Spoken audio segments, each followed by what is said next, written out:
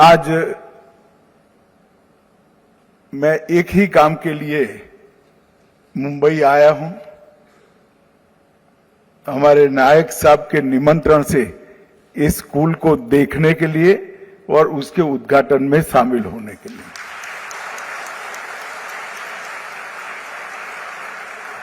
वैसे भी आज डॉक्टर सर्वपल्ली राधाकृष्णन का जन्मदिन है। जो लोग डॉक्टर राधाकृष्णन को जानते हैं वो सभी को मालूम है कि उन्होंने भारतीय शिक्षा के मूल तत्व को न केवल आत्मसात किया था, पूरी दुनिया में भारतीय शिक्षा के मूल तत्व को उजागर करने का, यश दिलाने का काम किया था। और आज जो राष्ट्रीय शिक्षा नीति की बात होती है, राष्ट्रीय शिक्षा नीति 2020 की, अगर सर्वपल्ली राधाकृष्णन के सारे भाषणों का संकलन आप कर देख लीजिए तो प्राथमिक शिक्षा, माध्यमिक शिक्षा और उच्चतर माध्यमिक शिक्षा में क्या होना चाहिए वो और आज की शिक्षा नीति एक दूसरे को प्रतिबिंबित करते हुए दिखाई पड़ेंगे। उस वक्त वो महामानव ने आजाद देश को किस प्रकार की शिक्षा नीति चाहिए इसकी कल्पना की थी, परंतु दुर्भाग्य था कि बहुत साल तक इस शिक्षा नीति बनने में हमारे चले गए। खैर, देर आए दुरुस्त आए। राधाकृष्णन जी एक दार्शनिक थे, स्वभाव से महान शिक्षक थे, एक महान विद्वान भी थे और रचनात्मक प्रतिभा के धनी थे। मानवतावादी और आध्यात्मवादी दूरदृष्टि सोच रखने वाले एक पिंड से शिक्षक थे।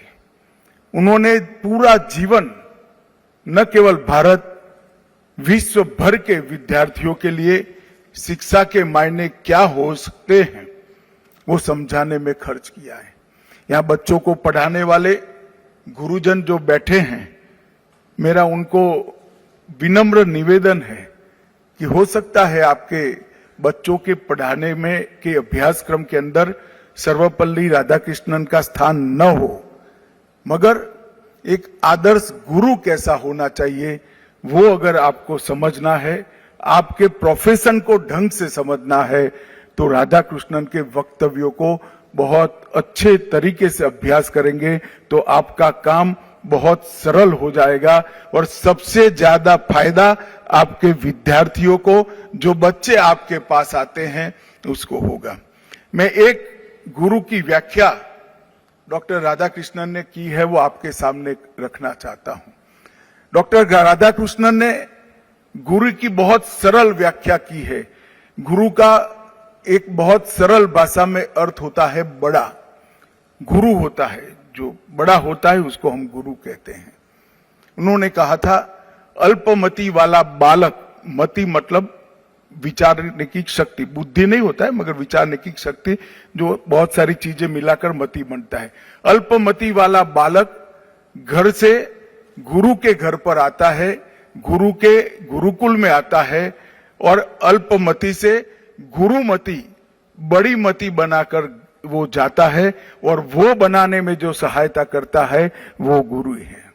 जो बच्चा आपके पास आता है उसको अनुभव नहीं है, अच्छे बुरे का ज्ञान भी नहीं है, उसने दुनिया भी नहीं देखी है, उसको ज्ञान के भंडार को किस प्रकार से समाहित कर अपने जीवन में लाना और उसको व्यवहार में कैसे उपयोग करना, वो कोई चीज की मालूमात नहीं है। वो ईश्वर जितनी श्रद्धा रखकर आपके शरण में आता है, आपकी जिम्मेदारी है कि वो अल्पमति बच्चे को गुरुमति बनाकर देश के विकास के साथ जोड़ना, समाज के अंदर ले जाना, इसका नाम ही गुरु होता है। और मैं मानता हूं आज डॉक्टर सर्वपल्ली राधाकृष्णन के जन्मदिन को ही हम शिक्षक दिन के रूप में मनाते हैं। सभी गुरुजनों को मेरा निवेदन है कि सर्वपल्ली राधाकृष्णन को जरूर पढ़िएगा, तो इस स्कूल के बच्चों को अनेक गुना फायदा होगा, वो आपको पूरा जीवन याद करेंगे।